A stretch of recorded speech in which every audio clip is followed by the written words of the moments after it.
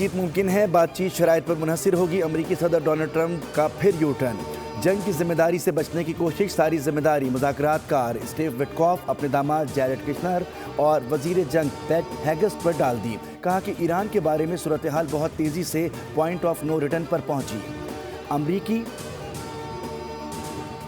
مذاکراتی team کی باتوں سے ایسا لگا کہ ایران امریکہ پر حملہ کرنے جا رہا ہے۔ امریکی صدر نے ایران کو دھمکی بھی دے ڈالی، بولے کہ ایران نے اگر اپنا ہرمز کو بند رکھا تو اس پر موت، آگ اور قہر برسے گا، 20 گنا زیادہ سختی سے نپٹا جائے گا۔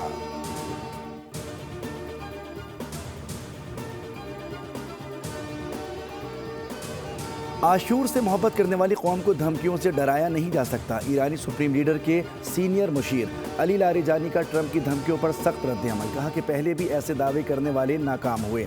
آبنائے ہرمز خوشحالی کی گزرگاہ یا جنگ پسندوں کے لیے مشکلات کا راستہ ہوگی۔ اپنا خیال رکھو، کہیں ایسا نہ ہو کہ مٹا دیے جاؤ۔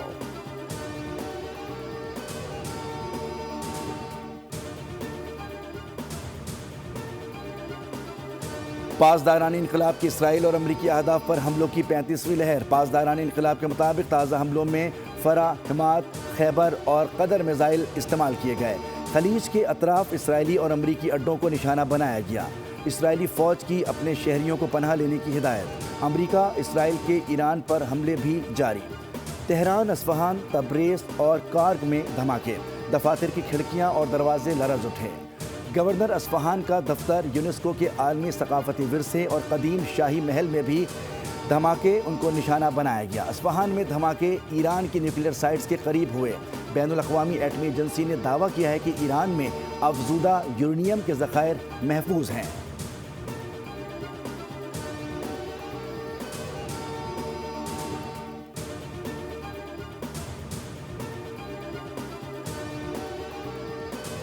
صدر ٹرمپ کا جلد جنگ ختم کرنے کا اشارہ۔ عالمی مارکیٹ میں تیل کی قیمتیں منہ کے بل گر پڑیں۔ خام تیل کی فی بیرل قیمتوں میں 17% تک کی کمی ریکارڈ۔ برنٹ کروڈ $83 فی بیرل پر واپس آ گیا۔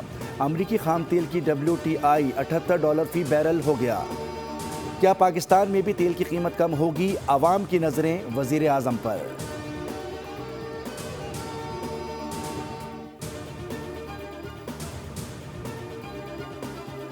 وزیر اعظم کی آیت اللہ مجتبیٰ خامنہئی کو ایران کا سپریم لیڈر بننے پر مبارکباد۔ شہباز شریف نے آیت اللہ علی خامنہئی کی شہادت پر گہرے رنج اور غم اور تعزیت کا اظہار کیا۔ مجتبیٰ خامنہئی کو خط میں لکھا کہ نئے سپریم لیڈر ایران کو امن، استحکام اور خوشحالی کی جانب لے کر جائیں گے۔ ایران کی قیادت اور عوام کے دکھ میں پاکستان برابر کا شریک ہے۔ وزیر اعظم نے دونوں ممالک کے درمیان تعاون مزید مضبوط بنانے کے عزم کا بھی اعادہ کیا۔